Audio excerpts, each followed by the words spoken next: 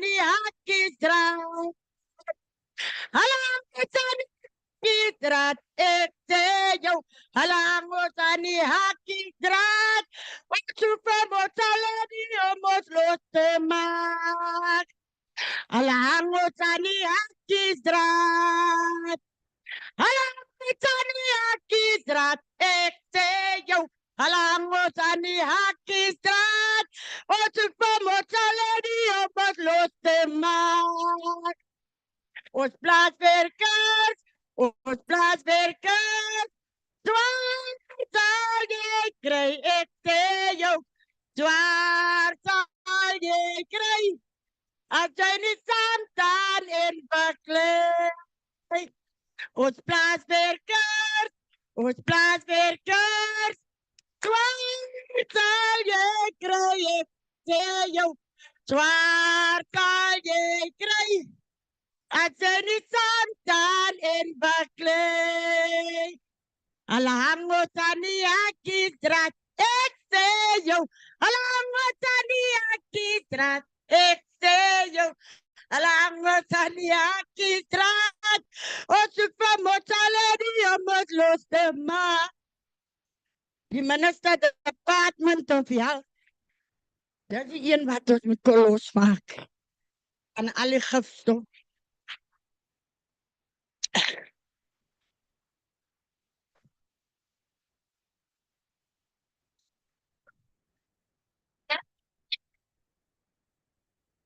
Watiti bokoto chinchu mama. Watiti bokoto. Watiti bokoto. Watiti bokoto. Tinda tinda chinchu mama. Tinda tinda watiti mama. Tinda tinda chinchu mama. Tinda tinda watiti mama. Watiti bokoto. Watiti bokoto. Watiti bokoto. Watiti bokoto. Tinda tinda tintu mama. Tinda tinda watintu mama. Tinda tinda tintu mama. Tinda tinda watiti. Watiti bokoto. Watiti bokoto. Watiti bokoto. Watiti bokoto. Hah? Aja na bukas ang. Di, yay. Eh, katulong mantis sa may moon. Mas pati ko siya. Tinda, tinda, watiti mama. Watiti bokoto. Watiti bokoto. Watiti bokoto. Watiti. Titi mama. Excuse to. Malibong kwe, ikamalam ko si kasima. Libong kwe, libong kwe, malibong kwe, malibong kwe, malibong kwe, ikamalam ko si kasima. Libong kwe, ikamalama ko si kasima. Ripsima, libong kwe, malibong.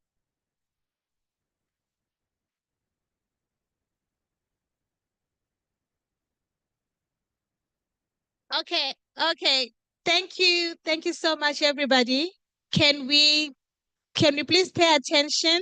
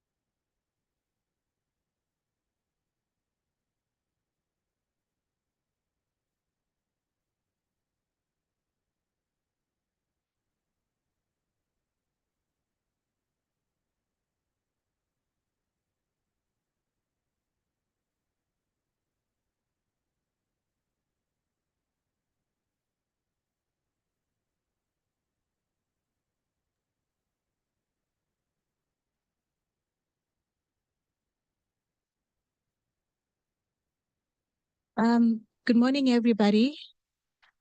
A big thank you to Kasau for leading us into that very, very important moment for us to remember those who have died, those who have been injured, and those who have been negatively impacted by pesticides. Thank you so much.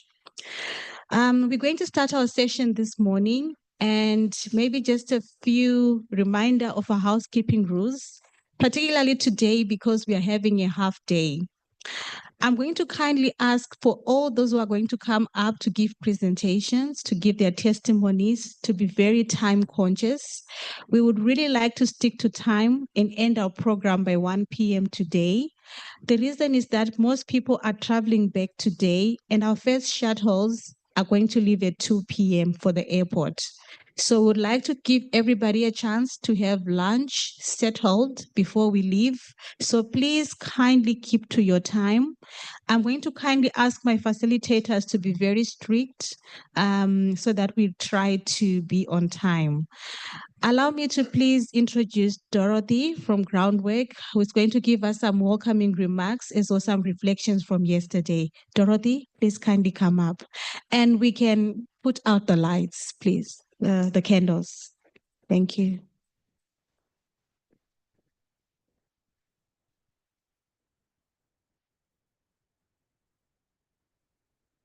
Thank you, Rutendo, and thank you, Kusao, for that moving moment, honoring the people and the lives who have been directly affected by what we've heard about yesterday from, first of all, this coalition of organizations and directly affected communities.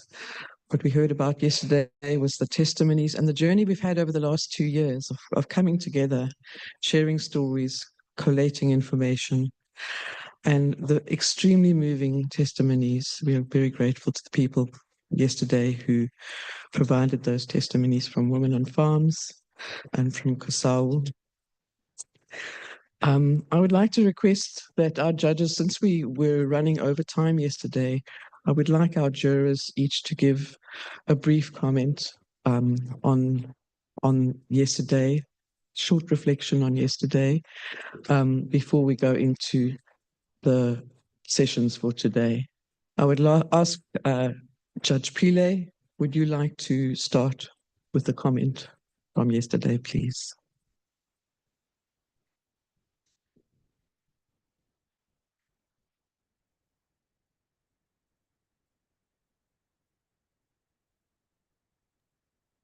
Good morning, Dorothy. Good morning, the tribunal, and my respect to the audience.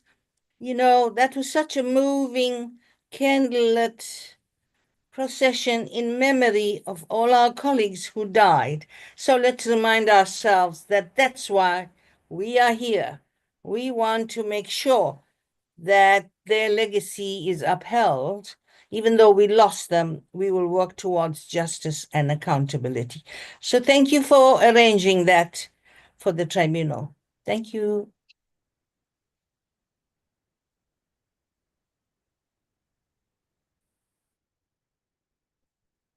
Dr. Kisting, can I request you to give your reflection, please?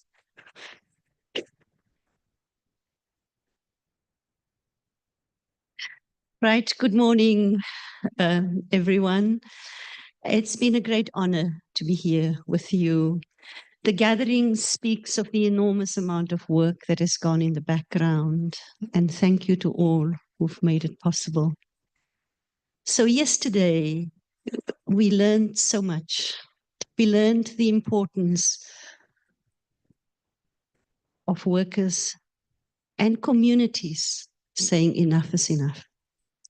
We learned so much about how the issue of pesticides is inextricably linked with the land and the land question and the legacy of our past, which is evident in each one of the testimonies, and the deep and abiding wish of each one who spoke to have a measure of redress, in whichever form that may come. But above all, I heard We want our dignity. We want our human rights respected. And so I want to say thank you. Thank you for humbling us as the tribunal. We are listening. And if you remember other things, especially those of you who are very directly involved with the pesticides, if you remember a name of a pesticide, please mention it. You know, write it down on a piece of paper and send it to us. Or when you have an opportunity to speak, just tell us. It makes our record just somewhat more complete, or other important things that you remember. So thank you. Baie dankie. Ngiyabonga. Enkosi kakhulu. Siyabonga.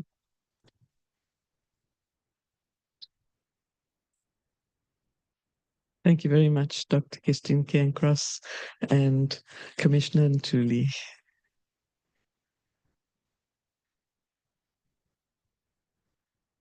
Amandla. Phansi ngama HHP ama pesticide. Phansi ngama pesticide. Phansi. Good morning, comrades. I consider all of you comrades in this ongoing struggle that we are enjoined in. There's an expectation that judges are going to be objective in the manner in which we conduct our work. But it has to be clear that we are subjectively and deliberately on the side of the people who are affected by these pesticides. The message is very clear that the pesticides must be banned. And our role and our job is therefore to hold hands with yourselves in solidarity, as Judge Navi said yesterday, to ensure that we see this process through. Thank you very much for your bravery and your courage, not only in organizing this very, very important gathering, but in having the courage to share your stories, to share your experiences, but also to continue the fight. The struggle has to continue until all of us are free of the effects of these pesticides. It also has to be emphasized and remembered that the colonial and apartheid projects are projects that are about bodies. It's about certain bodies that are historically deemed to be worthy of oppression, worthy of marginalization, and worthy of ill treatment. All of the bodies that have come to speak about their experiences are the very same bodies that are the victims of colonialism and apartheid. And what this tells us is that we are faced with an unfinished project of ending colonialism in all of its forms and in all of its manifestations. And of course, as my fellow judge has said, at the center of it is the unfinished project of land reform and undoing the historical dispossession and dislocation of people from their land. And therefore, this gathering cannot be seen outside of the broader project of land reform. So this is where I will stop, and the struggle continues. Amandla! Amandla!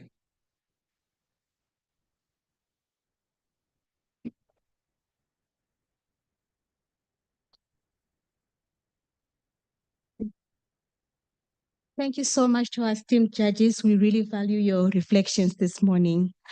I'm going to call upon our next facilitator as we open our first session on street pesticides and child deaths, Heidi Swanby. Thank you.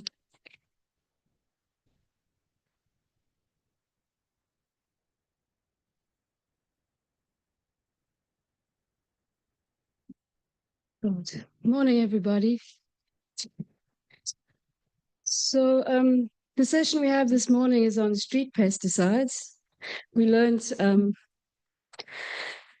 think many of us were very distressed at the end of last year to learn about the deaths of children in informal settlements in urban areas who ingested street pesticides And these are pesticides that are restricted only for agricultural use, but end up being sold so that people can deal with pest infestations in their homes, which arise due to lack of sanitation and lack of service delivery.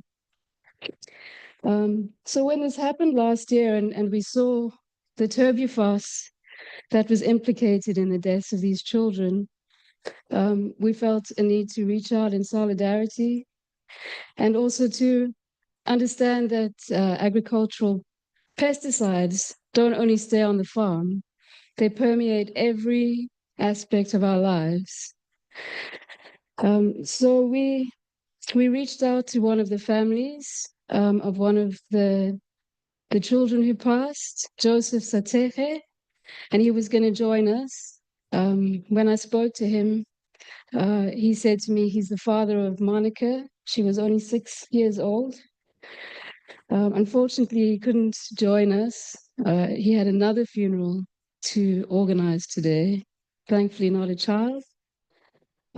So the session today, we're going to hear from Dr. Andrea Rother, who's been working on the issue of street pesticides for many, many years and has been advocating for these pesticides to be banned. And we're going to hear from Dr. Cindy Stevens, who works with the Poisons Information Center. So I think, is it you first, Andrea? Yeah. And we had a journalist from the Daily Maverick, Lorato, and she reported on these issues because there was a spate of reported deaths from street pesticides, and CropLife and the government really joined together and used the media as a tool to put out a message that CropLife was not responsible for these deaths. The product is theirs. The responsibility lay with the spaza shops. And we also saw a clampdown on spaza shops, with all of them having to re-register, a lot of xenophobia. And that was really something that was pushed through the media. Unfortunately, Lorato also fell very ill just last week. But we're very pleased to hear from Andrea, and she's going to answer all the questions you might have about street pesticides. Thank you.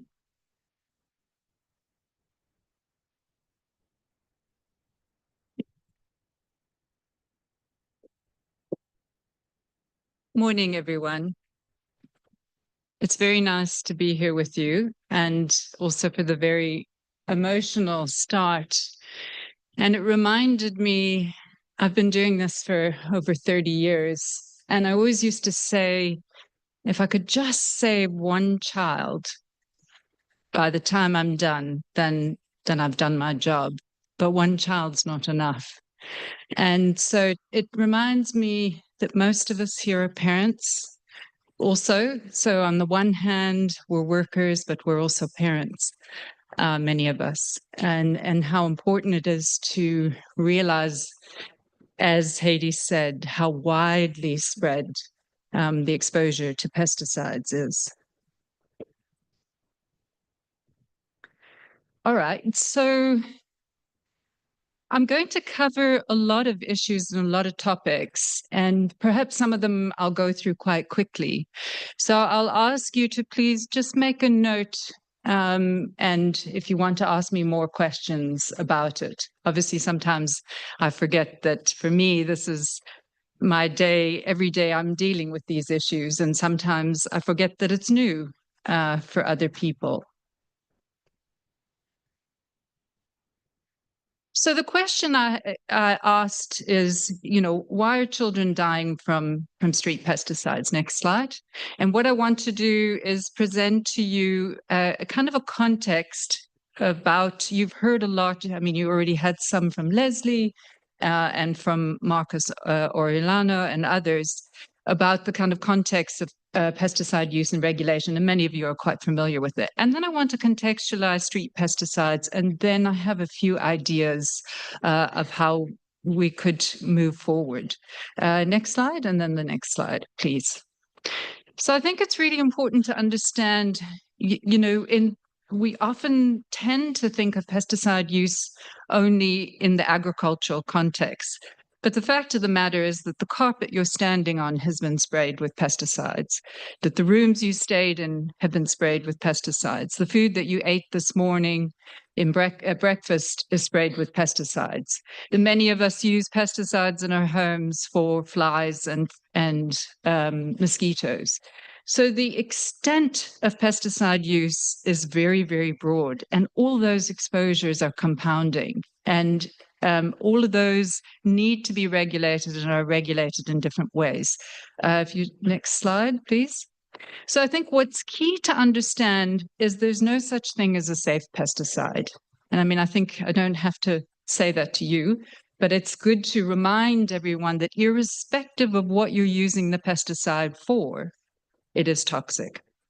It might have a lower toxicity, but it's still toxic. And the fact of the matter is none of us are exposed to one pesticide.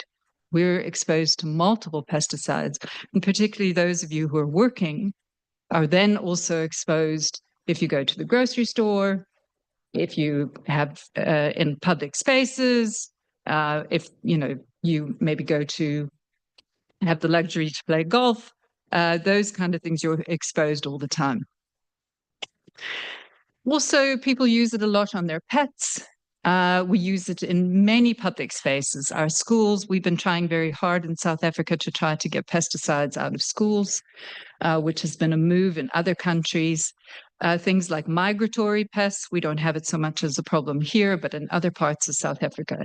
And then what I'm going to talk about is the kind of unregistered uses. In Gauteng, they've been using pesticides in some formulations that you can buy on the street with drugs. And of course, we have our street pesticides.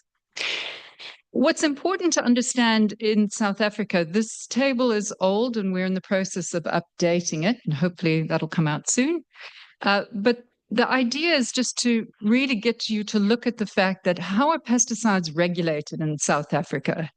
And the fact that we have 7 different government departments that are dealing with different aspects, whether it's water or health or transport or labor, and that we have about 15 pieces of legislation that deal with pesticides. And what is the implication of that? So I'm going to talk about that.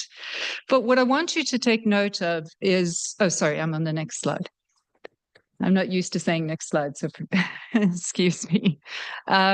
So if you look at the top one, you're familiar with this, Act 36 of 1947. So there's a couple of things that one needs to take note.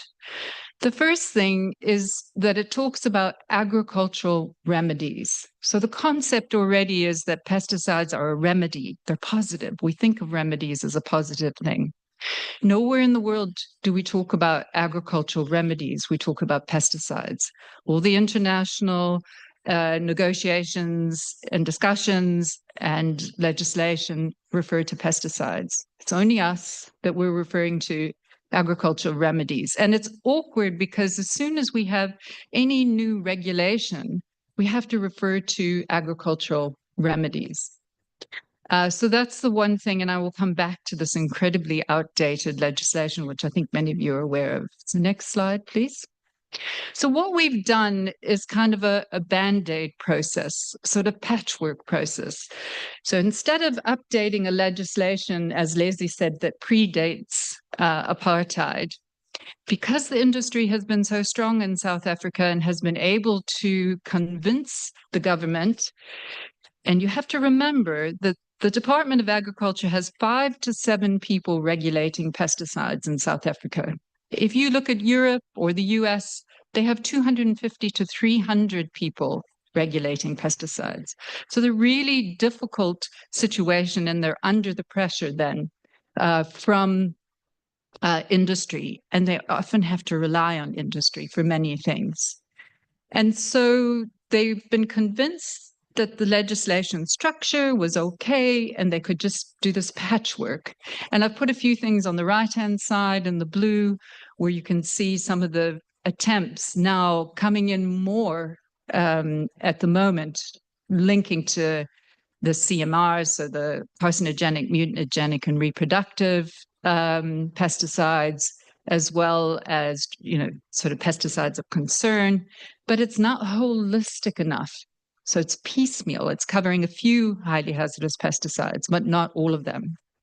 And one of the latest things that's come through is this derogation. And I don't know how much that has been covered already, but that the industry can say that there's a pesticide that's an issue of concern, but we need to use it. We have to make an argument that we must continue to use it. And in reading the derogations, one of the things that have come out is that the industry is not actually saying why it needs to continue to be used. They're just asking for another year or 2 years to continue to use it. Next slide, please. So just again, to highlight the kind of fragmentation and really to understand how many pieces of legislation we have. And when we're thinking about street pesticides, and particularly when you think here where we are at the moment, that anyone can go into a cooperative and buy a pesticide. Only more recently are they trying to tighten that, but the reality is that when we come now to the discussion of street pesticides, that anyone can go and buy. So I had 2 field workers who actually walked into a cooperative here in this area and asked the cooperative which pesticide is best for selling on the streets, and were actually given cypermethrin. And so that is a huge problem, that there's no enforcement at the retail side. We used to have an advisory committee that oversaw, it was called INDAC, and the idea was that all the government departments that are dealing with the regulation of pesticides would come together and make a decision whether a pesticide would be registered or not. Problem was that industry was on it, so it was disbanded. Then another committee was set up, and they had places for 4 NGOs. And actually, I was appointed, I think it was in 2010 now. And then for 4 years of that appointment, we never met once. And it was because one of the individuals moved from being an NGO to being onto industry, onto crop life, and they were unable then to work out how to deal with it. So instead of dealing with it, the committee never met. And it's important to understand how we do need these oversight committees because of the fragmentation. And we have no single legislation in South Africa that's really covering all chemicals, all pesticides, all chemicals. And that's how you then have these fragmentation. Next slide, please.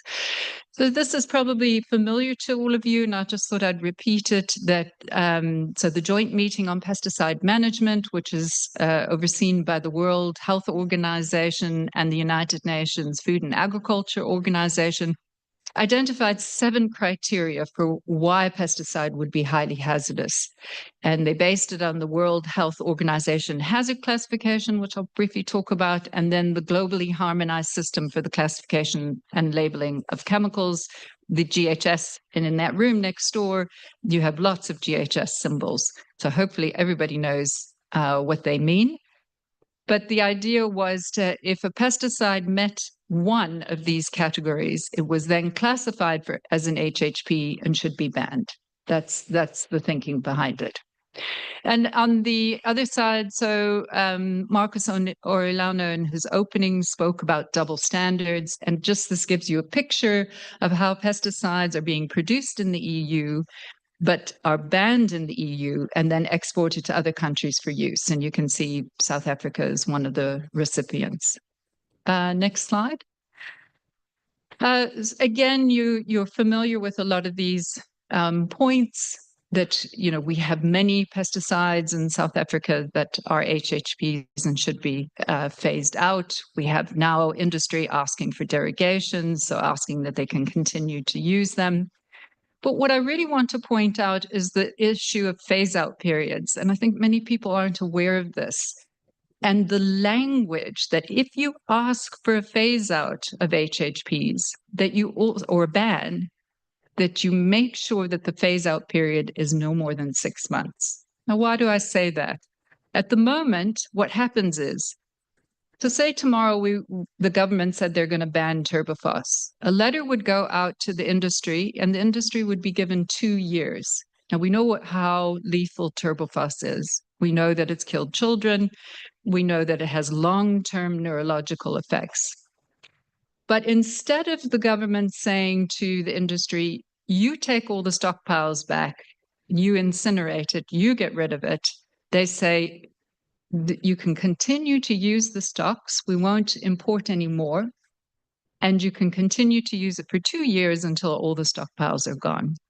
Now, that's an ethical violation. It's a human rights violation. You've actually decided you're going to ban a pesticide because of its toxicity, and yet you're allowing it to be used for another 2 years so that the government doesn't have to do with stockpiles, and the government doesn't have to then address the issue of getting industry to get rid of the stockpiles. So I just think this is an incredibly important point, that if you ask for a ban, you make sure that the phase out is either immediate withdrawal, or no more than 6 months, because it means all of you, all of us continue to be exposed to these pesticides. Next slide. So I just want to highlight a few more issues about pesticide use and regulation in South Africa. So on the top, I'm assuming many of you are familiar with Tabarb and Peaceful Sleep. These are mosquito repellents. You will notice that there are no color codes on them.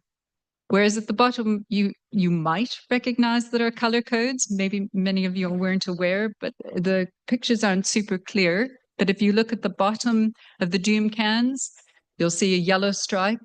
That is a color code. So the Department of Health, any pesticide that's used on the human body, it becomes regulated as a medicine.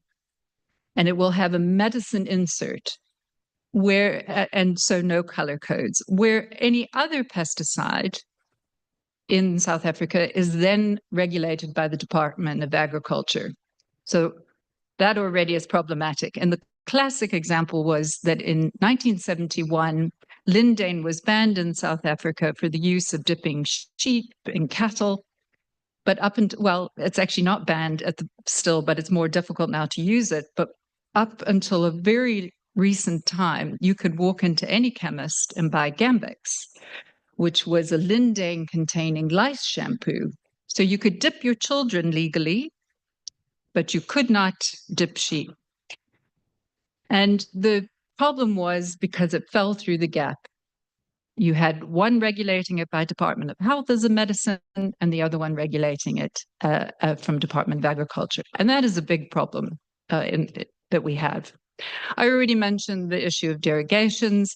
The other thing is we don't have enough toxicologists. So what happens in South Africa, if a company wants to register a pesticide, they submit an application. And that application has to be reviewed by someone. Someone has to review the data and say, are the health effects okay for our populations? We have a population that have immune issues. And is this an immune suppressor pesticide, for example? So who are the toxicologists that we use? Well, the fact of the matter is we don't have enough toxicologists. If anyone's looking for a degree, that would be a good field to go into, the young ones. So they use consultants, and the consultants are the ones that work for the industry. So it's the industry consultants who are often doing the toxicological review to say whether the pesticide is safe or not. Again, very important point. We regulate one pesticide at a time.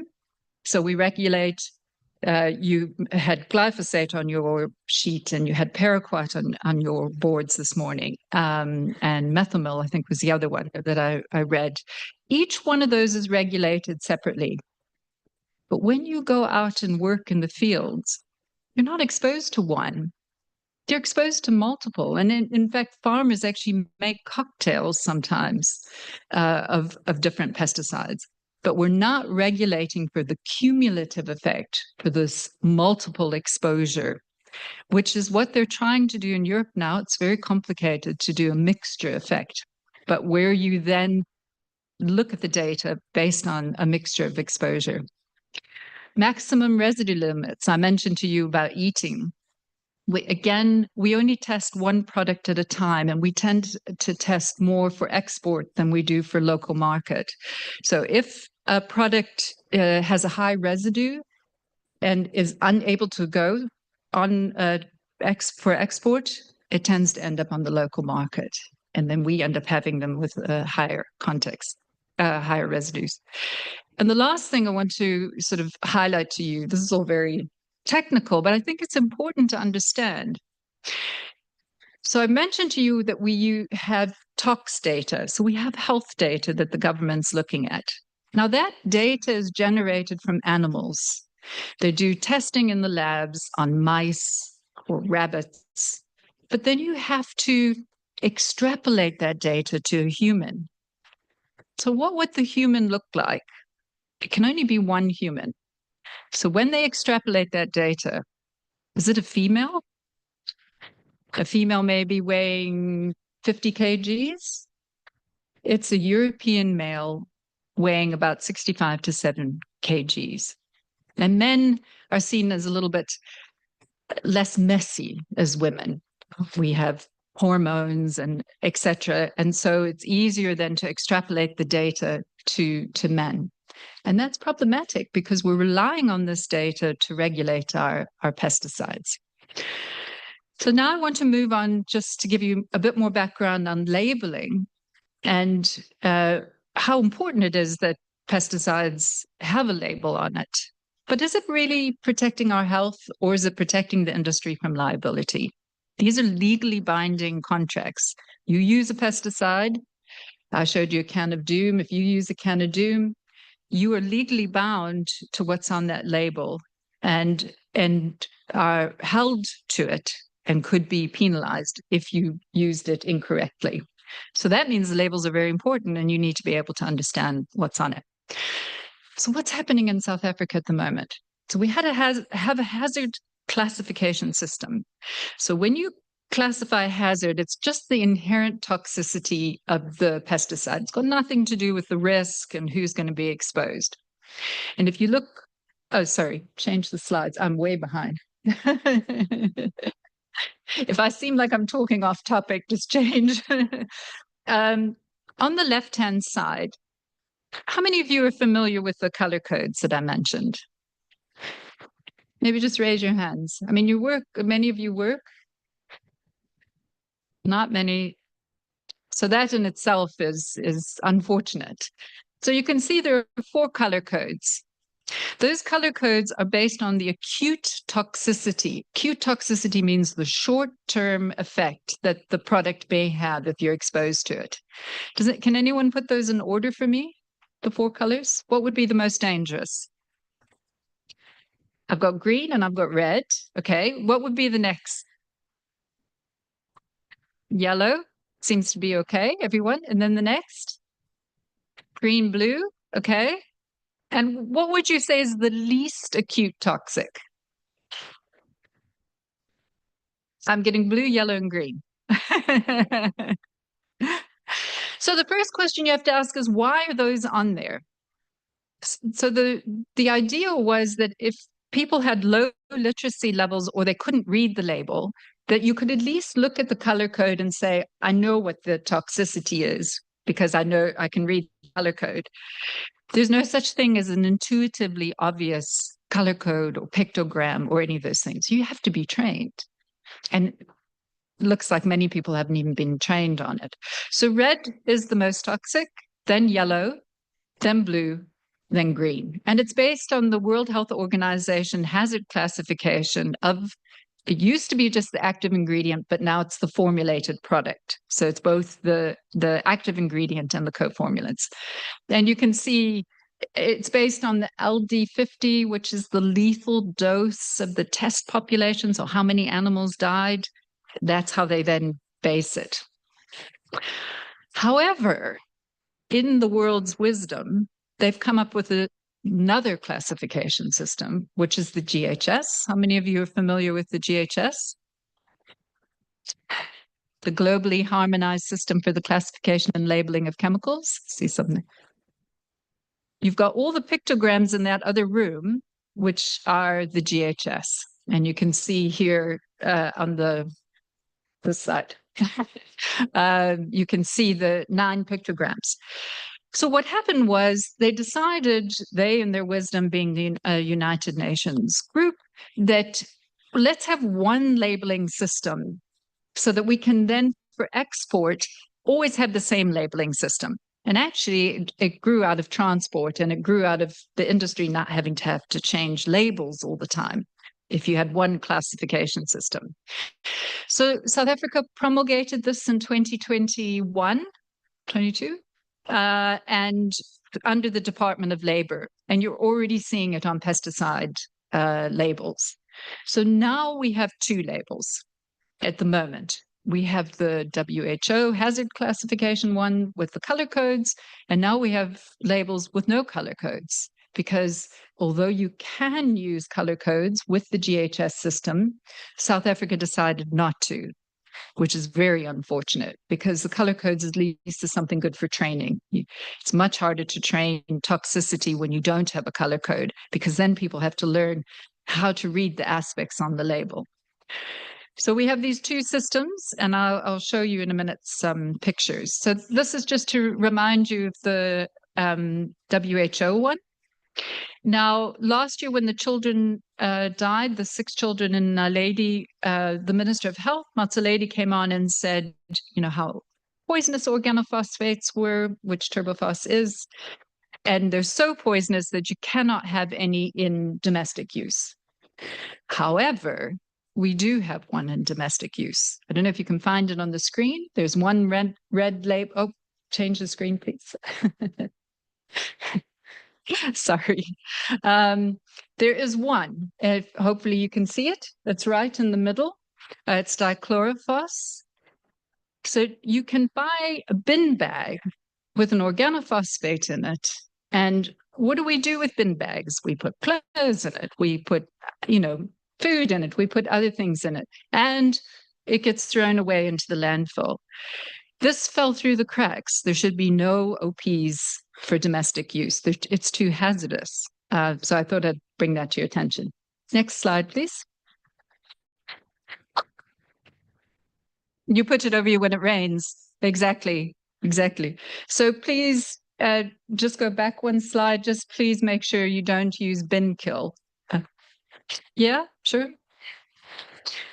And so this is what I'm saying, is that even the Minister of Health was unaware that we have an OP that you can go. I mean, I took this picture in Pick and Pay, I think. So next slide. So this is what the labels will look like now. They'll no longer have color codes. The idea is that they're supposed to be much easier for you to understand and read. So first of all, you'll have the pictograms on it, which are complex unless you've been trained. You'll have things on it like recommended use rodenticide. Will everyone know what's a rodenticide? And I want you to look at the 3 pictograms and underneath it: fatal if swallowed, toxic in contact with skin, fatal if inhaled, may damage the unborn child. The industry have just asked for a derogation for this. It's banned in other countries, and we actually would like to have this product banned, but the industry have actually indicated that they would like a derogation for it.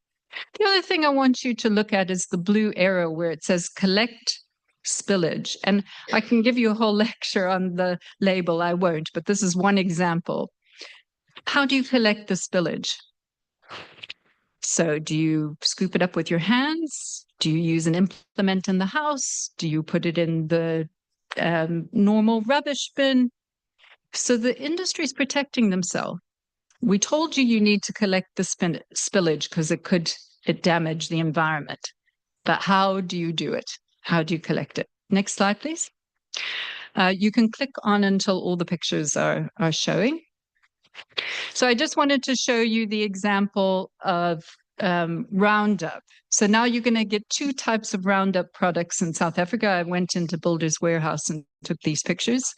The one has the blue label on it with the color code, and the others now have the GHS pictogram on it with no color code. and it's going to get even more complicated for people then to try and protect themselves. Next slide. So I just want to also highlight that we talk often about the active ingredient. So we talk about paraquat or we talk about turbophos, but pesticides are formulated. So they have co-formulants and they have active ingredients. And sometimes the co-formulant is actually more hazardous. However, because of confidential business information, the industry doesn't have to list the co-formulants. So then it means you take your label to the hospital, you've been poisoned, and the doctor only has access to the active ingredient. However, it may have been the co-formulant, and they would then have to see if they can get the safety data sheet, if it's on the safety data sheet. Next slide. So can anyone tell me what this pictogram means? Lung problem? Respiratory? Mental health, is it? Shock. So the point is that the reason why pictograms are put on highly hazardous chemicals or chemicals in general or pesticides is the assumption is that they're intuitively obvious. What does that mean? It means that irrespective of where we come from, what language we speak, where we grew up, what education we have, we can look at that picture, we know what it's saying, and we can protect ourselves. Which, of course, is not the case, is it? So what does it mean? Next slide. It means chronic hazard. It's a chronic hazard health effect. It refers to carcinogenity, reproductive effects, mutagenic effects. So it'll have the picture and then it'll say carcinogenic underneath it. And will people know what to do? Will they know how to protect themselves? Again, is it industry protecting themselves or are we actually being protected? So move on to the next slide. We often talk about the right to know. We have the right to know the risks with pesticides. We have the right to have access to information. What we don't talk about as much as the right to comprehend. And so you can put the color codes on, you can put the pictograms on, you can say fatal if you breathe it in. But what does it actually mean? And how do you then implement that? And so we need to advocate for not just the right to know, but the right to comprehend information. Next slide. So that was kind of a long background. And now I'm going to move into street pesticides. And I basically say that it's no longer a public health concern because I've been working on this since 2006. It's not a new issue. Kids have been dying for a long time. And so only now, because of a crisis, because of the media, we actually, it's no longer a silent health concern. So if you look at the next slide, in 2006, NGO in Langa actually came to me and said that they had a problem with street pesticides and could I have a project on it. 2008, I got funding from the Medical Research Council. Then I started publishing that this was a problem. I was doing work on agricultural pesticides. I was working with farmers, farm workers, small-scale farmers, and all of a sudden, this whole world opened up that agricultural pesticides were being also used in the urban sector. Next slide. I won an award for it and all sorts of things. There was a lot of media attention, but did it actually change anything? We started using the concept of street pesticides, which was something that I coined, and then people started talking about it, but nothing changed. Next slide. So a colleague and I then took mortuary data. So we took data of kids who had died in one mortuary out of 16 in the Western Cape. We published this paper where we found that 50% almost 50% of the deaths, or more than 50% of the deaths, were related to turbophos. I alerted the government. So there's a multi-stakeholder committee on chemicals management. I alerted them at the beginning of 2024, saying this is a big problem. Turbophos is a big problem. Everyone thinks it's aldecarb. It's actually not aldecarb anymore. It's turbophos. What are you going to do about it? And what happened? That was in February. And in October, we had 6 deaths. Next slide. So the question is, are we actually getting science to the right people? So there's a human right to science. We have the right to participate in science. We have the right to access to science. But communities didn't know about the turbophos poisoning. We were publishing it. We were publishing it in academic journals. We told the government about it. So this is something we need to change. We need to change, how do we get data to communities before there's a tragedy? Next slide. So we talk about the science policy interface, which is very weak. A lot of us here are publishing. A lot of us who are working in pesticides are publishing a lot, and that data isn't being always used. And how can we advocate more for that? And how can we translate that data to communities so that you can also use the data? The important thing also is this conflict of interest. So as soon as we publish something, often the industry will counter it with a publication. And then it confuses people, which is actually the right data, which is the data that it doesn't have a vested interest in it. Next slide. So what is a street pesticide? I'm going to ask you a question and hopefully you'll be truthful. How many of you have bought a pesticide at a local market to control something in your house? There's a few shy people admitting to it. There's some, yeah, I think quite a lot of people have. So thank you for your honesty. You have. Yeah. Thank you. Thanks. So what is a street pesticide? So we have legally registered pesticides that would have an L number on it, and they're from Act 36 of 1947. So you can see the one product, I've got the blue arrow pointing to the L number. But what happens is that people then buy, in fact, this was the bottle that someone bought. They bought it for 73 Rand. They decanted it and then resold it and made 500 Rand. So this is another element of street pesticides.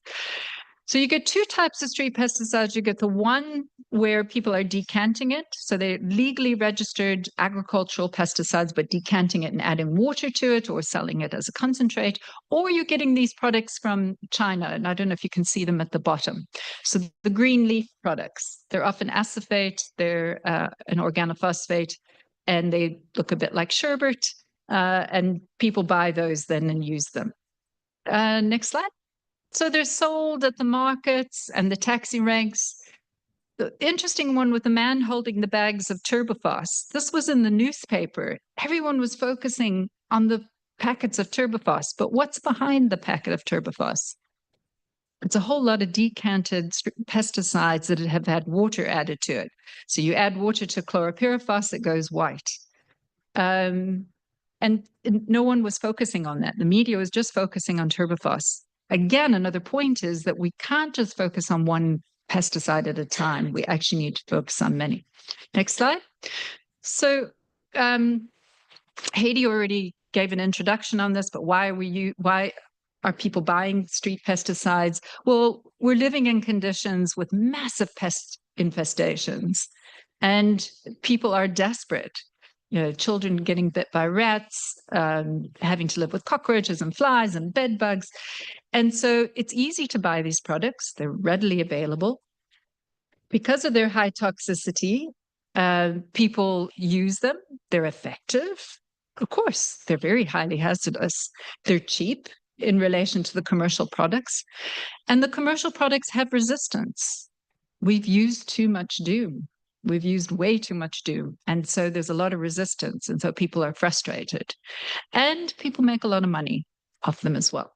Next slide. So these are conditions that people are familiar with. I took these in Nomzamo and Somerset West.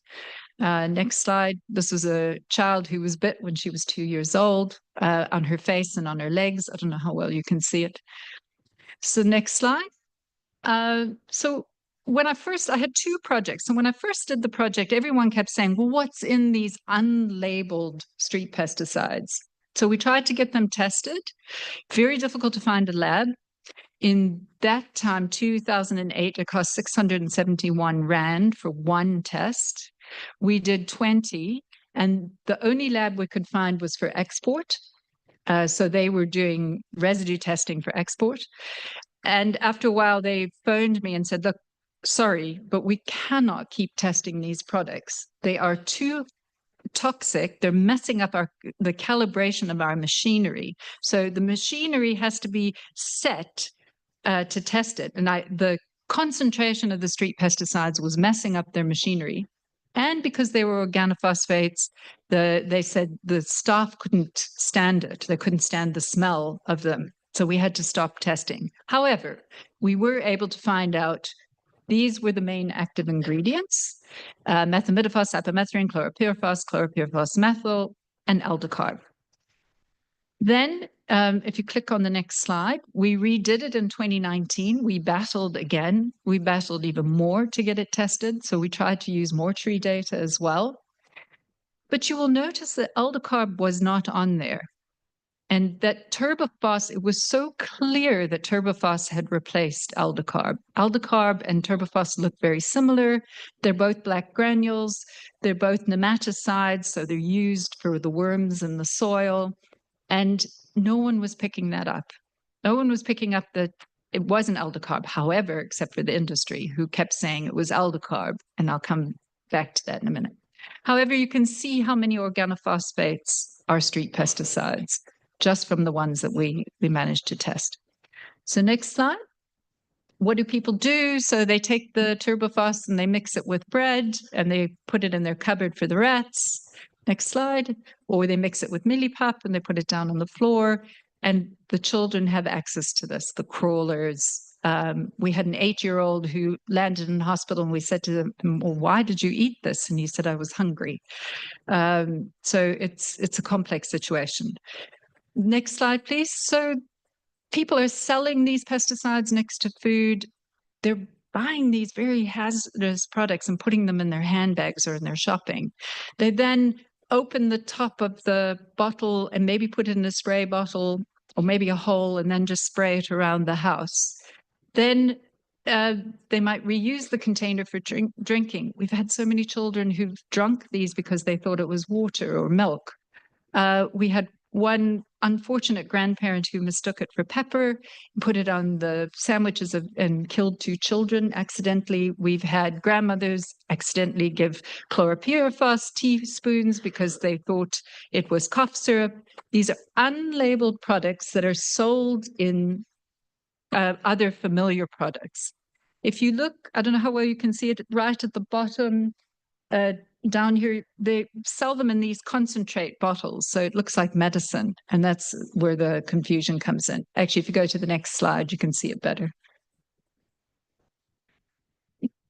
So some people are trying to sell legal products. So this is the red one is actually a legally registered. I photographed this in Khayelitsha. And when I sent this to the Department of Agriculture, they said, oh, it's illegal. They're not allowed to sell those. So here you have people who are trying to sell legal, but they're being told they can't because they haven't been trained or got a certification. So we should actually be allowing our informal vendors to be trained and certified to sell legal small packaging if we want them to use pesticide. Next slide, and then the next slide. So I want to touch briefly on the blame game. And because the person from the Maverick couldn't come, it was fascinating watching how almost every day the narrative was changing. Several of us were doing multiple interviews. And first we were asked, about the Spaza shop. Then we were asked about foodborne illness. And the narrative kept changing all the time. And the industry was trying to protect, of course, their shareholders. They were trying to sow doubt. Am I running out of time now? Okay. I was told I had more time, so I've been going a bit slower. So basically, they've been saying that it's criminals or the neighboring countries. Well, none of the neighboring countries have registered turbophos. Next slide. And then just again, this confusion with aldecarb. Next slide. So you can see how aldecarb on the left looks very similar to turbophos on the right. One's the carbamate and the other one is the organophosphate. Next slide. Next slide. So what went wrong? It was a crisis waiting to happen. It's not new. People have been dying for a long time from street pesticides. We have weak control of highly hazardous pesticides. Not enough regulation is actually taking in the evidence that's available. It's not a priority in South Africa, pesticide exposures and infestations in townships, and actually looking for alternatives. Next slide. And next slide. So very quickly, I'm just going to sort of give you some thoughts of what we've been trying to do. So environmental health practitioners are working in these communities, but we're not empowering them enough to be able to deal with pesticide poisoning, and we need to increase their training. Next slide. Many people are not aware that there's a toll-free number that you can phone if someone's poisoned with anything, not just pesticides. So you all should get a magnet, or will get a magnet that you can take home. And Cindy will talk a bit more about this as well.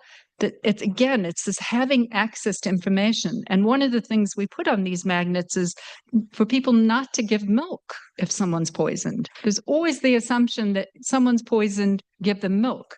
However, if you give them milk and they've taken in a corrosive pesticide and you make them vomit, then they're going to burn their esophagus all over again. So those are the kind of things we did. What about alternatives? It's one thing to say don't use pesticides, but what do? You go to the market and you're buying a pesticide, buying things to control your pests. So we produce these little booklets where we have recipes in it that don't use hazardous chemicals. But this should be on a national scale. These kind of things should be rolled out by government, that people have an access to it. Next slide. What about the people who are selling these and making a living? And actually, you take away the street pesticides, you take away their livelihood. So what about including them in selling alternatives? Next slide. We handed out hundreds of rat traps and found that people were quite happy to use rat traps rather than turbophos or aldecarb. However, the rat traps that we bought are not readily available. They're difficult to find, although there's just cheap ones coming in from China. So why are they not available? And then lastly, go to the next slide. There's the rat traps. And then the next slide. So this is just to leave you with some thoughts of, it's a complicated situation. Even with using pesticides in agriculture or using street pesticides, it's complicated, and it's a web that has to start being unpicked. We have to improve regulation, we need to improve surveillance, and we need to improve how we communicate this information. So getting a statutory bodies, banning pesticides, but also improving labeling and training people on labeling, and moving away from industry being the one who's always doing the training. It needs to have standardized training that isn't just industry-based. Get the industry to pay for more. Tax the industry, fees, use those taxes and fees to pay for some of these activities, alternatives being given, training being given. Improve access to mortuary data, for example. You can't argue against mortuary data. When I argued with the industry about turbophos and they said, no, it's aldecarb, I said, you can't argue against the contents of a dead child's stomach contents. You can't argue, but we need to use that data for regulation. We need to improve testing of residues, and as I mentioned, standardizing training, and then alternatives. We need to ask for the banning of pesticides, reduce the phase out time, and have alternatives, and also non-chemical alternatives. So I hope I've given you lots of food for thought, and thank you.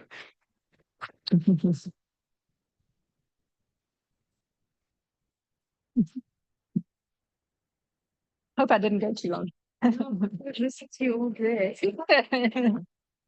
These are the magnets. You'll all get one. Could you, we'll put them on the table outside. Anyway. Oh, you put them outside. Okay. I just want to make sure everyone gets one, but you can tell them. Thanks.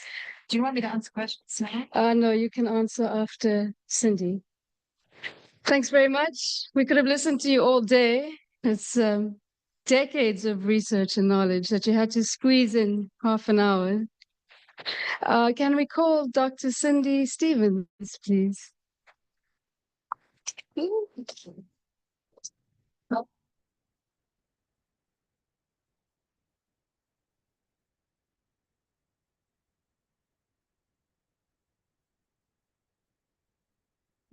Good morning, everybody. It's lovely to be here with you. And good morning, especially to our judges and all other honored guests. It really is a privilege to be able to participate in the tribunal process this morning. So, Heidi hasn't really said who I am. So I'm a medical doctor and I've been the director of the Poison Center at Red Cross Children's Hospital for the past 10 years. In fact, I have just retired, but I'm still here presenting them and the data that we have collected.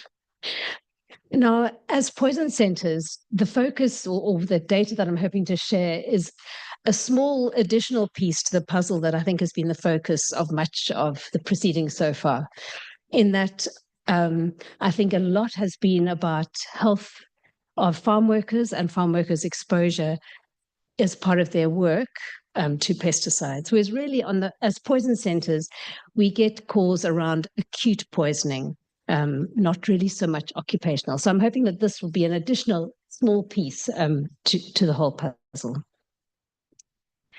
Can you move on to the next slide, please? Thank you. Let me move myself on here. Hang on 1 second.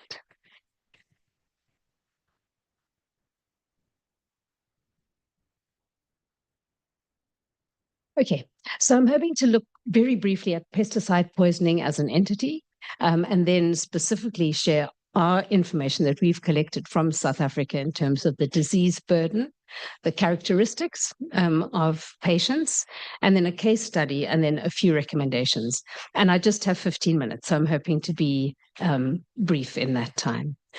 So if you can move on to the next one. So as I said briefly in the introduction, if we look at pesticide poisoning, there are kind of three broad areas where it happens. The first is occupational, and those are the first the pictures up there. It shows the incidence of agricultural workers, farm workers. You're all familiar with this really significant and important group of pesticide poisoning that occurs. Then there are other two groups. One are those patients who accidentally poisoned.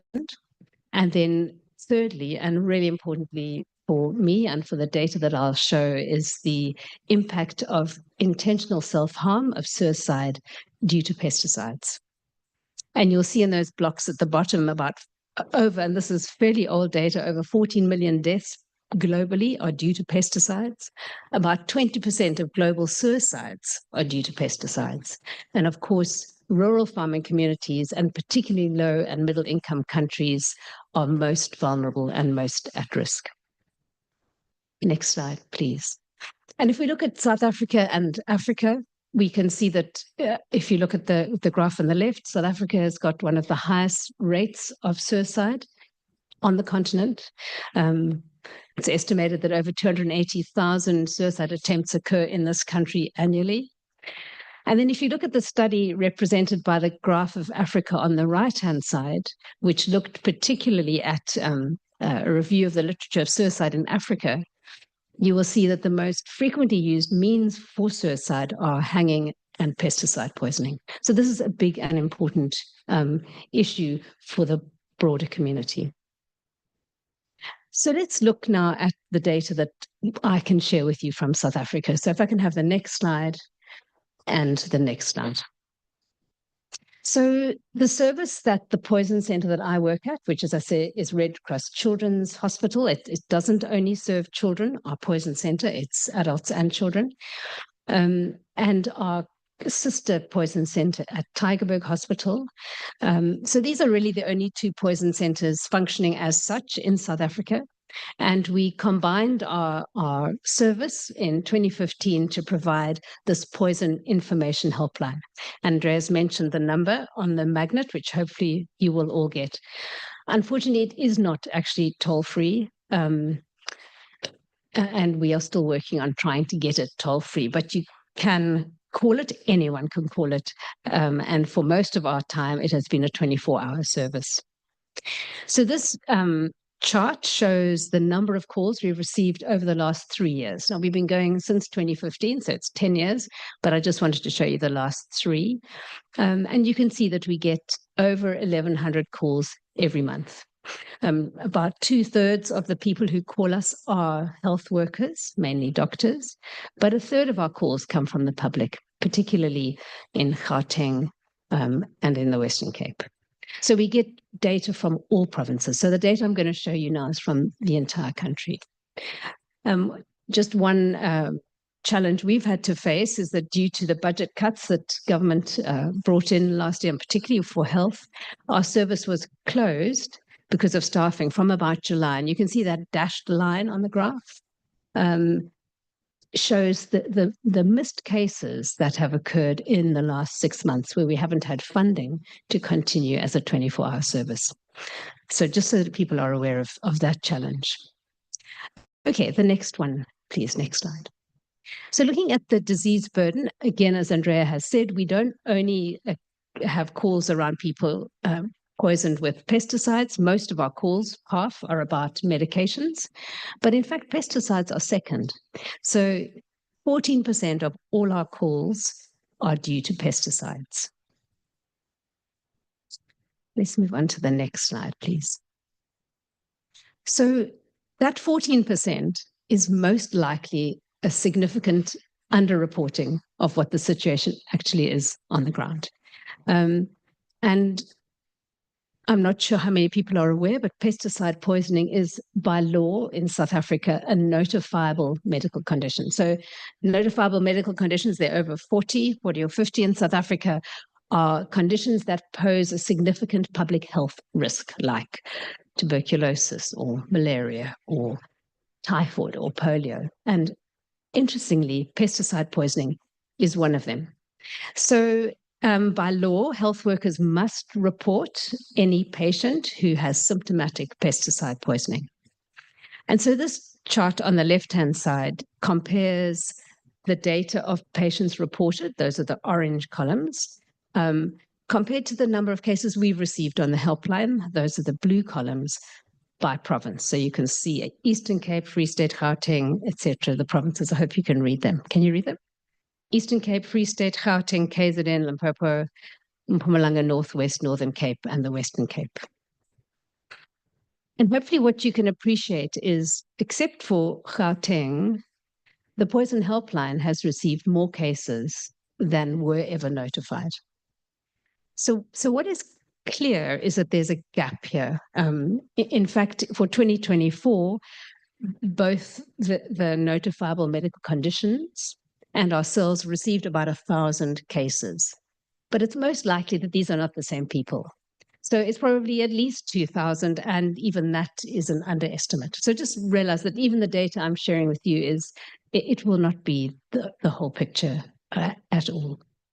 And on the right-hand side, there's a line graph of a red line and a green line, and that shows since 2017, the different numbers. The green line is the notifiable medical conditions.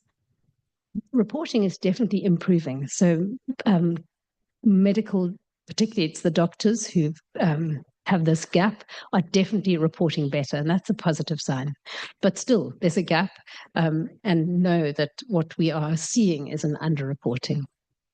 Then that table at the right, I hope you can see it, is from last year. It's the notifiable medical condition data. Again, over 1,000 patients, as I said. But the critical thing to me is the number who died.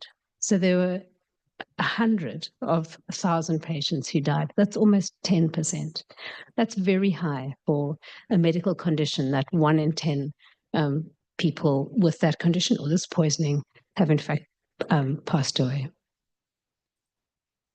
Okay, the next slide. Let's look at our data now. Leave the notifiable medical condition data. So this is the age of our patients with pesticide poisoning. The first tall bar, because I realize you probably can't see that, are children under 12. So a third of all our cases are children. The small little block in the middle are the teenagers, about 11%, and then the tall block on the right are the adults. And if we look at the sex distribution, it's about the same. That's the pie chart on the right. Next slide, please. So importantly is the circumstances that these poisonings happen. And so on the left-hand side, that pie, the big gray section, just under half, those were accidental, and many children will fall into that group.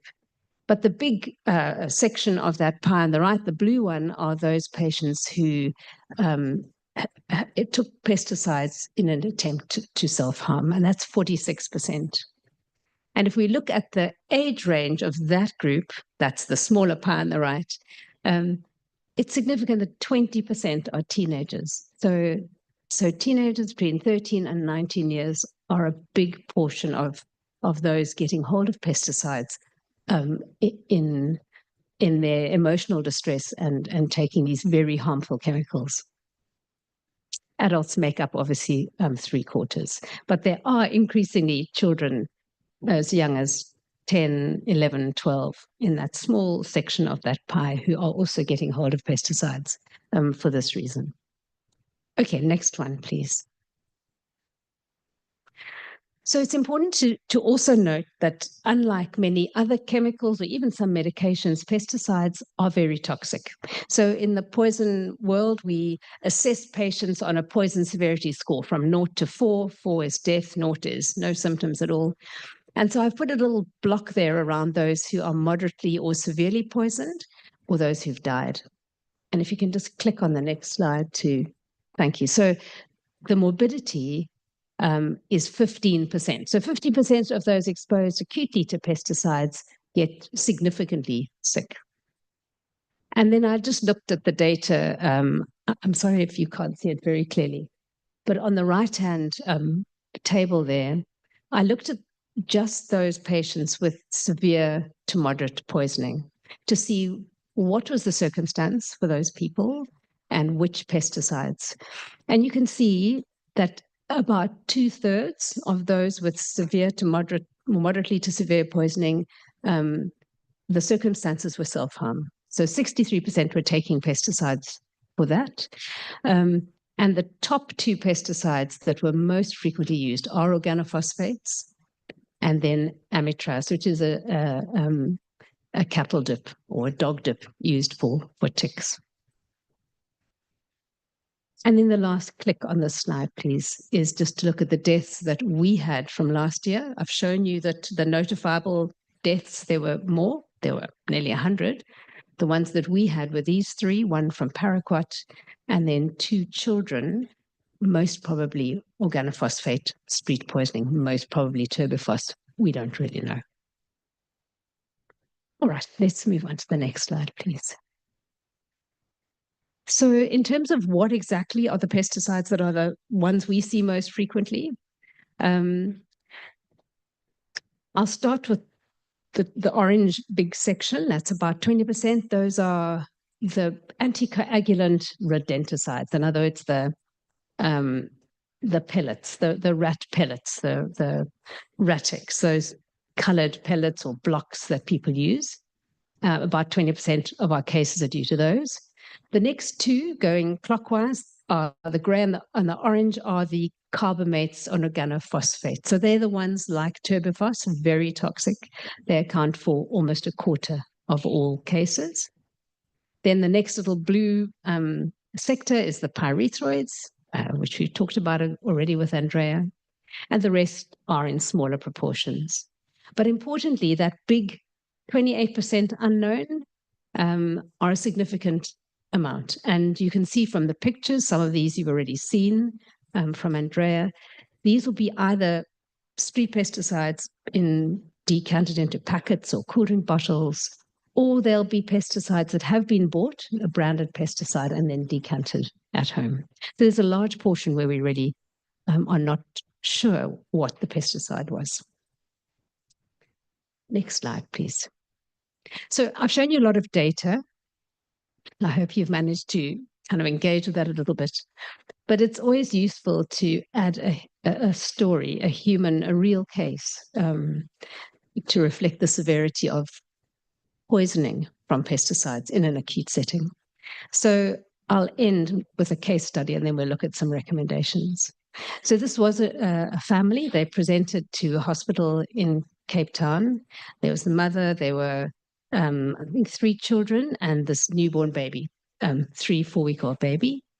And they all presented with what they thought was gastro. So they had vomiting, they had diarrhea, they were dizzy. And they were given treatment and fluids and they were stabilizing nicely, except suddenly the baby collapsed. This little 3-week-old, her lungs filled with fluid, her heart stopped beating effectively, and with all the best, and the child got very good medical care in this instance, the child died. And that was very surprising to everybody. No one had expected that. And then when the story was further explored, this is what it was. So this family lived in an area where there were a lot of rats. It was informal settlement. And so the father, in anticipation of this baby coming home, had gone to get some rat poison. And he'd gone to a local store where he lived, and they'd given him, you can do the next click actually, please. They'd given him this, which is Quick-Phos. It's very effective for rats. And what he had done is he'd put some under each of the beds in each of the rooms of the house to make sure there were no rats. And this particular pesticide, aluminum phosphide, it reacts with water vapor in the air and releases a very, very toxic phosphine gas. And this had happened overnight while everyone was sleeping and caused this particular disaster for this family. So I wanted to add that as a testimony to those that have already been shared in the to reflect just how toxic many highly hazardous pesticides are. Okay, and then just to finish, please, the next 2 slides, you can click through to the recommendations. So I hope you've seen that poisoning with pesticide causes significant morbidity. So what can we do as a health sector? The next click, please. Well, first of all, we need to support, as Andrea did in her lovely last recommendation slide, government regulations need to be reviewed. Absolutely. And they need to be implemented, and particularly highly hazardous pesticides. We absolutely need to be banning organophosphates generally, and particularly the very highly hazardous ones within that, such as turbifos. And then they're all there. Excellent. And then about the health sector roles, I mean, some of the opportunities that have arisen from the Soweto Naledi disaster of last year are a couple. One is that a ministerial advisory committee has been formed to advise on FBI, which is foodborne illness. But don't be confused, that essentially is pesticide poisoning, in fact, although one has to still work within that framework. But the children in Naledi, it was not a foodborne illness like typhoid or cholera. It was a chemical contaminant. So that is one good move, and hopefully that body will be able to have some impact. The second thing that happened was that in terms of notifiable medical conditions, remember I said pesticide poisoning is one of them. Well, it used to be a category 2 condition, which means it must be reported in 7 days. But since Soweto, it has now, well, in fact, in February this year, it's been made a category 1 condition, which means it must be reported in 24 hours. So hopefully that will also raise the awareness of health workers, so we have a better idea of what is going on. And then, of course, support for the helpline. We need that. It needs to be available to provide both doctors treating patients with appropriate support and advice, and also members of the public. And also in the health sector, we need to make sure that health workers can recognize and appropriately treat patients who have been poisoned with pesticides. So thank you. I can go to the last slide, and I think that's me.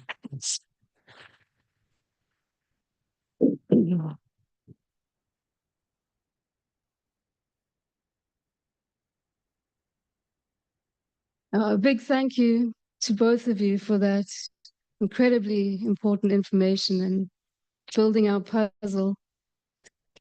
I'd like to take 3 questions from the floor, please. 1, 2. Is there a what?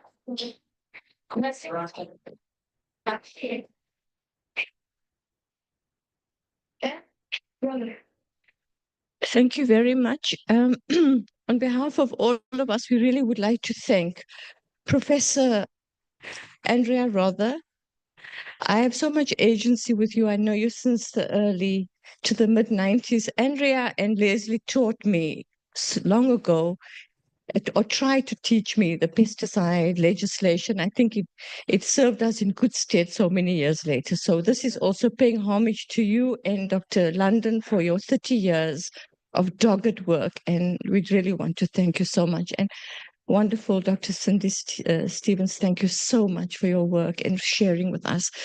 So I just want to ask, as I understand the situation, the intransigence on the part of the state to ban HHPs, notwithstanding that there has been a commitment in our policy going back 14 years to ban them. And Professor Rother spoke about stockpiles and the phase-out period giving industry a chance to get rid of stockpiles. Now, I'm interpreting this to mean that the government is giving industry the go-ahead to use on us what the industry should have done, which was to dispose of pesticides in a safe and environmentally sound way. So in other words, they are giving the industry and commercial industrial agriculture the go-ahead to dispose on us what essentially is hazardous waste. So that's how I'm seeing it. That's the first thing.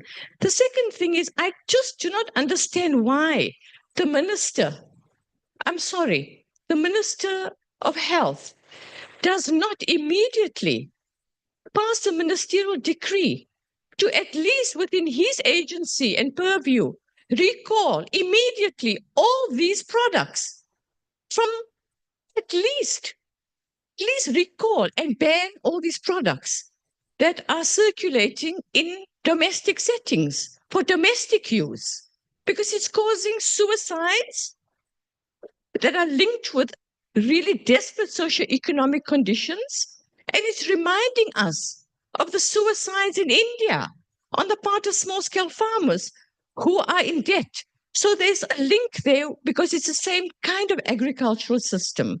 So the issue of suicides is something that we have to pay attention to because it's a symptom of what is happening to young people. In urban areas, they're preferring death than to live the drudgery and non-life. There's no life for young people. So I think we need to pay attention. And the minister, why should we now go to court and get an urgent application to withdraw these products from the market when it's his duty to pass a ministerial decree to protect our children in urban areas? So those will be my two responses. And yeah, I'll leave it there. Thank you very much.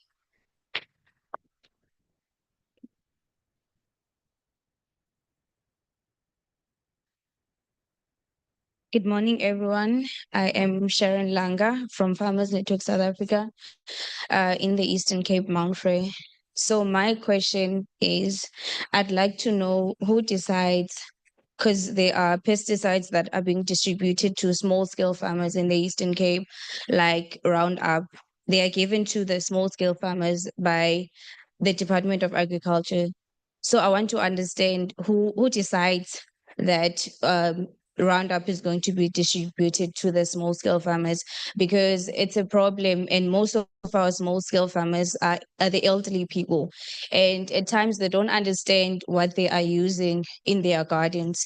And it's becoming a problem in the Eastern Cape, because now they're even using the pesticides on their backyard gardens. And they're getting advice from the Department of Agriculture when they have problems with their gardens, with pests or whatever. And then they go to the department for advice, and they're advised to use the pesticides. And it's becoming like, it's like they're promoting the use of pesticides, because we all know that small scale farmers are trying to move away from being small scale farmers into being commercial farmers.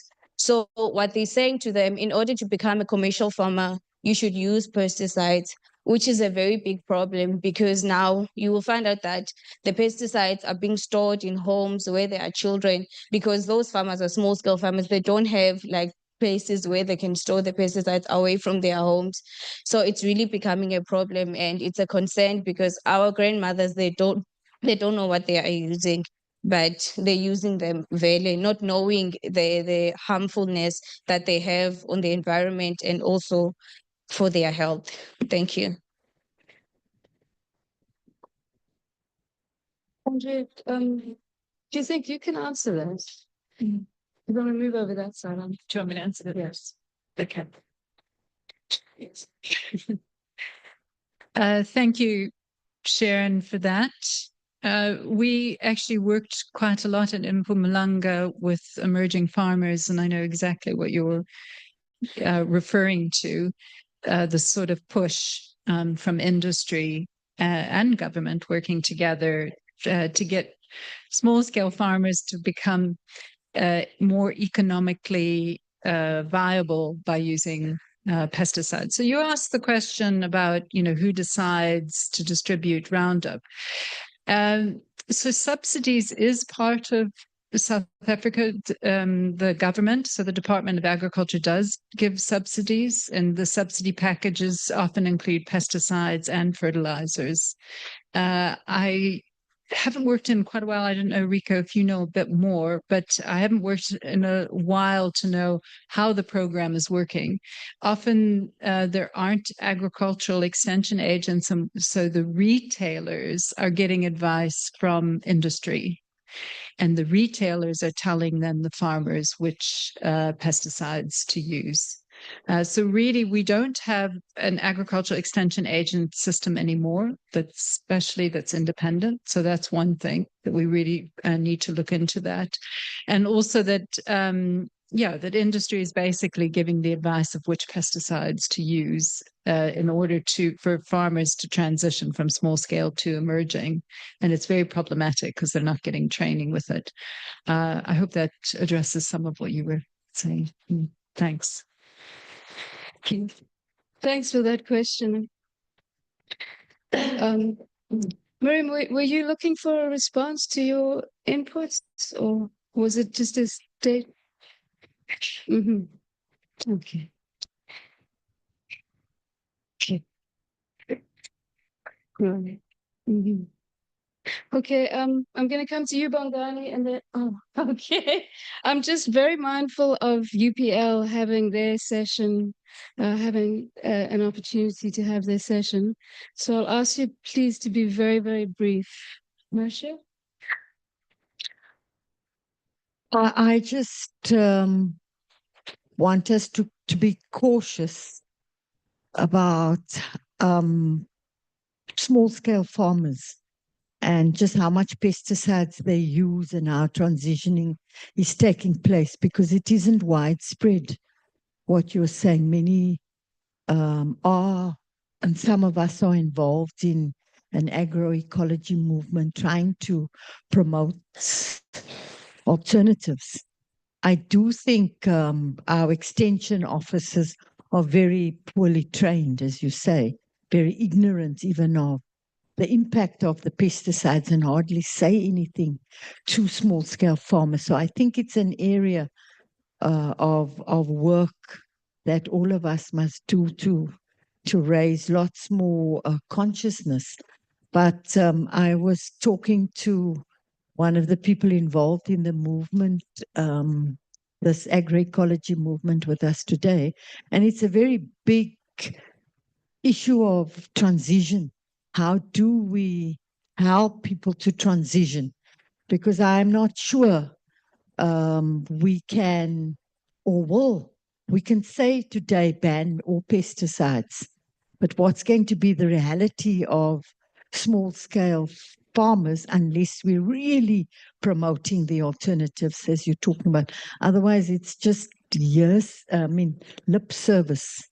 So I think it's an area of work that we need to take on board, particularly your little booklet on alternatives. What else can we do? And how do we promote the alternatives much more widely? Okay, I just have 2 comments left from the floor.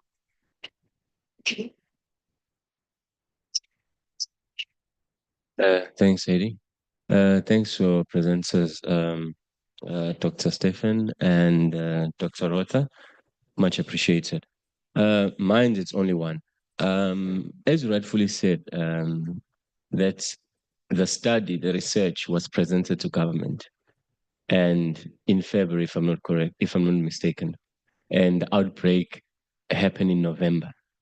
So how can we be strategic in terms of whenever we present our research or findings to government? I think we need to have a way or find a way of being strategic as to how to put them on record, so that if they do not act, we can hold them accountable and we can actually expose them.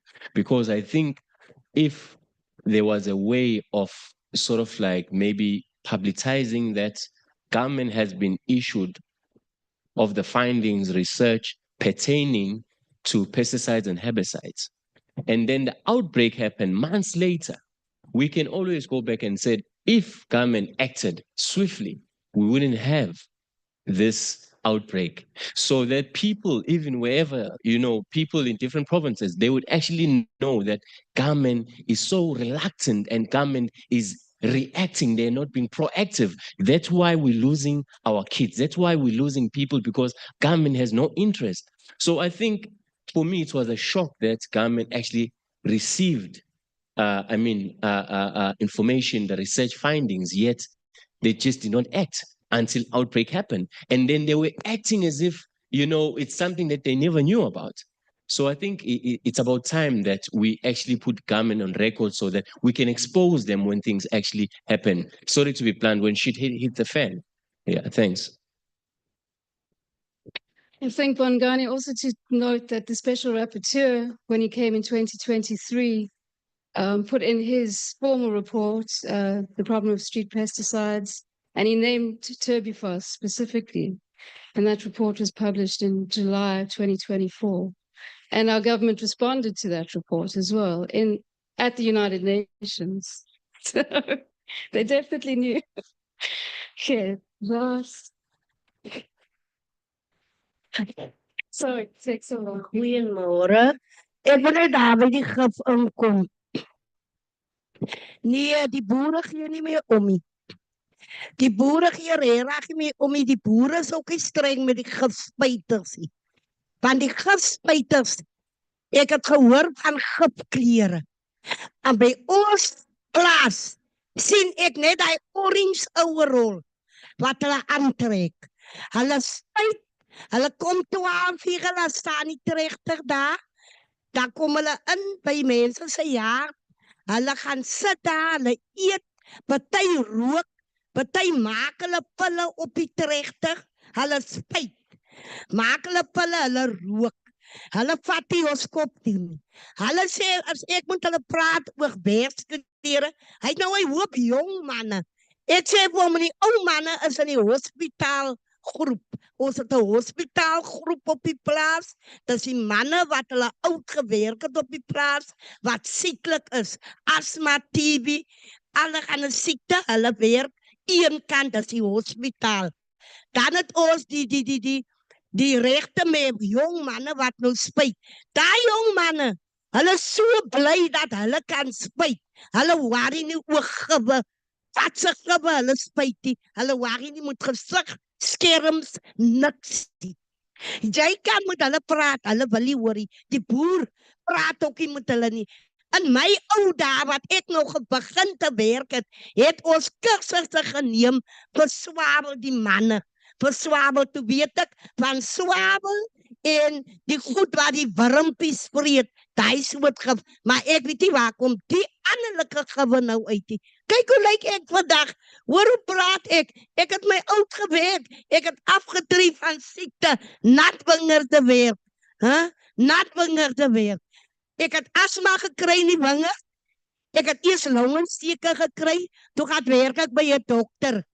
Daai dokter het vir my gesê, Sina, jy het nie anderlike sieke nie. Jy is hy gif wat jou geëet het. Maar dankie, jy werk nog baie goed. Hoe sit hy vir my op behandeling? Op behandeling vir asma. Want as hulle begin te spuit, dis nou seisoentyd, daar word gespuit. Hier is my stawe, daar kan ek nie praat nie. Daar's ek heers. Swybrand kry ek, daar kan ek ook, as ek klaar met die swybrand is, daar het ek nie meer stem nie. Ek gaan kerk toe, ek sien, aan mekaar die kanne wat daar lê, maar ek dink as leekkanne, Bertus Leroux is die plaatsnaam, die boer is Bertus Leroux. Ek gaan kerk toe, en iets sê vir my wat ons moet die gibbe werk, maar die kanne moet jy snip. En ons gaan na die kanne toe, en die ander suster, skit die kant, sy sê, Stini, al die kanne het nog gif in. Ek sê nou, wat soort gif, ons al twee, kan nie die gif se name lekker lees nie. En daar lê 'n groot dingers waar jy die gif bo in die kan gooi. En ek gaan kerk toe, maar die suikerpotjie was ek in die kerk, wat door die boere so als vertel. En ek sê daar vir die mense, hoekom gooi die boer die gif teen die pad? Hulle sê, ons maak die gifkanne vol daar. Ons maak die gifkanne vol. Ek sê, maar ek het het nou gesnip. Die net Sondag toe ek weer kerk toe gaan, toe's daar skoon. Maar gelukkig, ek het het gesnip. Ek dink ek het vir Karwa dit gestuur. Ek het het daar gestuur. Nee, ons kry swaar. Die boere doen nie wat hulle moet doen nie. Die mense gaan nie kursus doen nie. Hulle klim net op hy trechter en hulle moet gaan spuit. Hulle is brekerig, want oei toch, ons is ook mos dom, ons ou kleerlinge. Ons het mos die ry goed nie nou, so op die trechter ry, dat dink ek is nou so groot iets.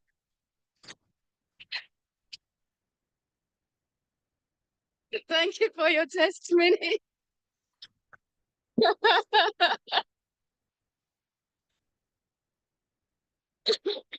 Would you like to respond to any of this?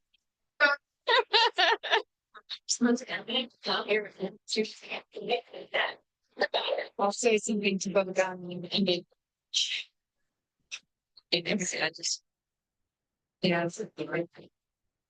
So I'll just respond to Bongani. Thank you for all the comments and the questions. So your question about how can we get government to actually take research into account and not just say thank you for the research and the information, but to actually act on it. So I mentioned we have this multi-stakeholder committee on chemicals management where we are invited and researchers are invited to present their data. The problem is it's not a statutory body, so it doesn't have any teeth. That's the first thing. The second thing, it's run by the DFFE.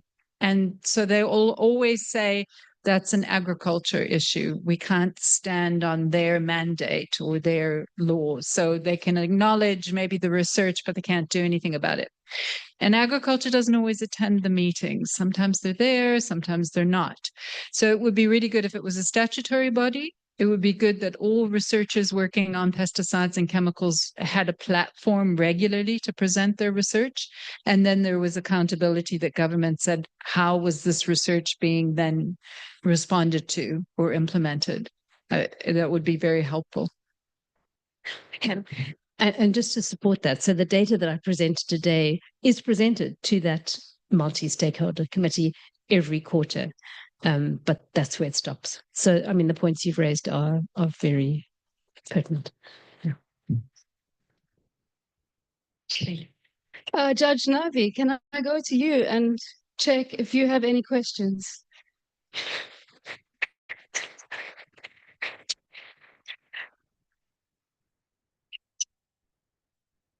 It's not questions so much. I think that we have heard from Eleanor and Cindy the most powerful case and arguments for regulation. And it's really, really so complex.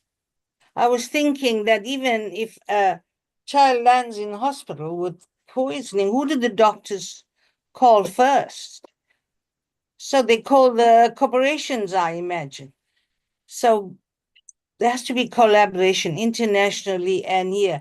I just want to thank you for this education. You've alerted us, and it's just made me convinced we have to address this whole issue very seriously. So thank you. Just thank you is what I want to say. Thank you very much. Can I come to you? You don't have anything? No. Thank you very much. I wanted to know, Andrea, this multi-stakeholder committee, I'm still not certain under which department does it fall. Oh. Gosh. So how do you translate what is decided there to other departments? You see, I'm Sorry, would you mind coming up to the front? And Cara's reminding me that just check.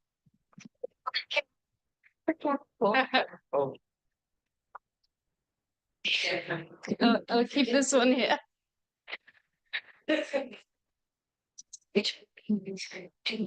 So I speak on behalf of Cindy and myself, but you can just let me know if you want anything else in there. So the question was about the multi-stakeholder committee on chemicals management. So the Department of Forestry, Fisheries and Environment is what we call the DNA. So it's the designated national authority that represents South Africa in the international negotiations. And I think Rico might be talking a bit about that.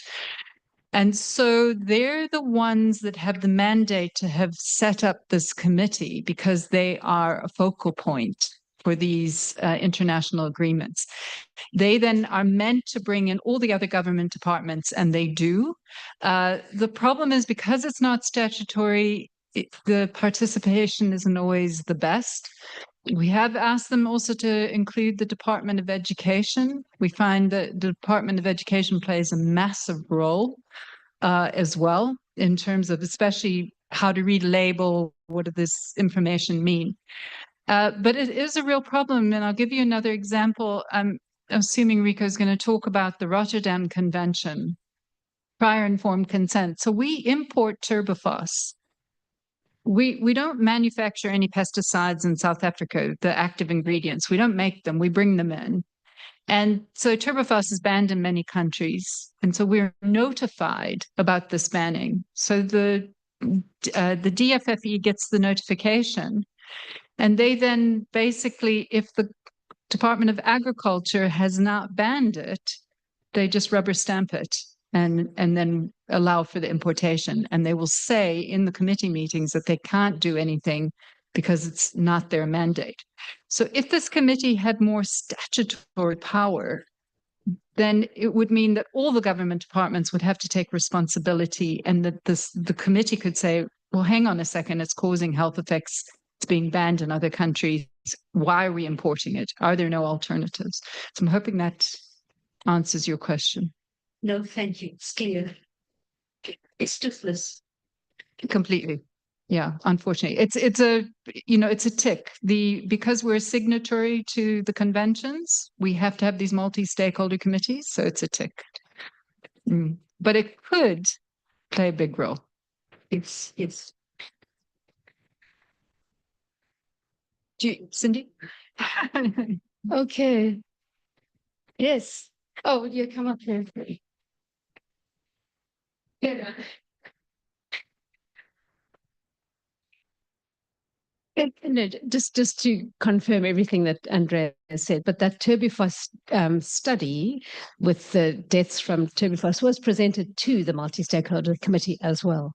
And everyone is duly horrified, but as you say, they have no teeth. So it doesn't translate into any action in government at all.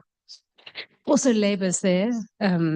Department of Labour, Health is meant to be there, but also very seldom kind of contributes. So if it was statutory, I think it'd be much more useful. But yeah, I think it goes back to Bongani's point, because when we did present the article, it was the industry sits on the committee as well. So you have NGOs and industry that sit on MCCM, not just government departments.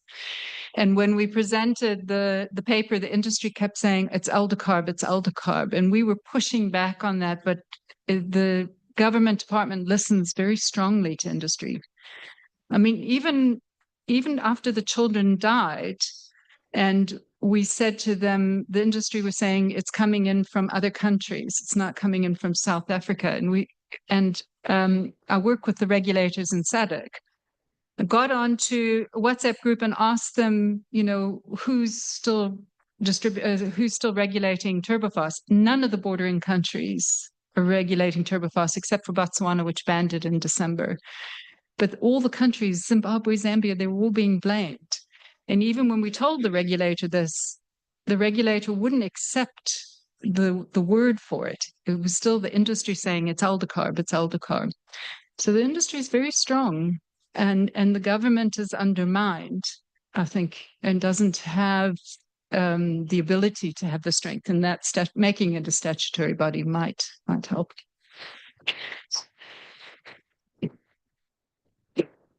Is there any interaction between this committee and the legislature, whether at provincial or national level? No, there isn't. No. Mm-mm. Has there been attempts to engage the legislature? I'm looking at Rico and Cindy because they're also on the committee. I don't think so. I mean, yeah. Portfolio committees, parliament, so whether at provincial level or national? Mm-mm. Yes, so I'm asking, has there been any attempts? No.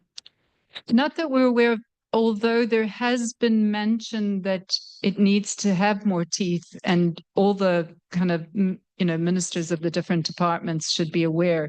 The problem is there isn't political will in South Africa for chemicals management, and so they also battle. But I think your point is very valid that hasn't been done. Rico?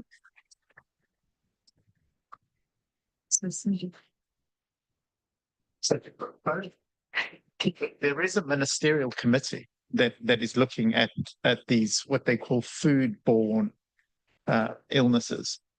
And both Cindy and Leslie London both serve on that ministerial committee. So there is some kind of legislative or a parliamentary process that has been initiated as a result of this. But I don't know the status of that.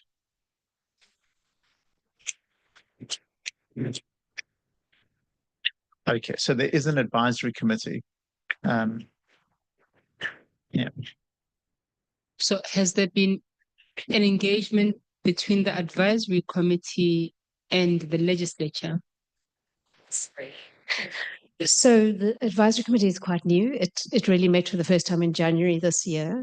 And we've been asked to submit advisories to the Minister of Health. So that's our role, what he will do with those. So it's similar to the COVID MAC, a Ministerial Advisory Committee that was meant to provide technical advice to the minister. Thank you. Did you have a comment? Oh. My understanding is that this advisory committee that's being referred to falls under the Department of Health. So in the tribunal process, we have been following the Portfolio Committee on Agriculture. And what we've noticed, we have made some submissions to some of their processes, which have not come out in committee meetings yet. So there is a process of tracking those. I think Professor Leslie is tracking some of those.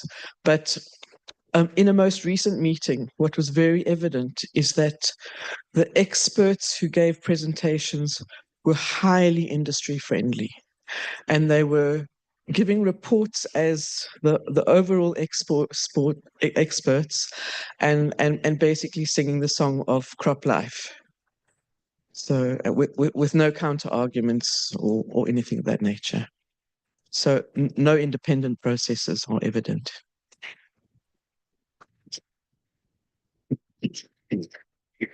Okay, I'm sorry, I'm going to close the session now.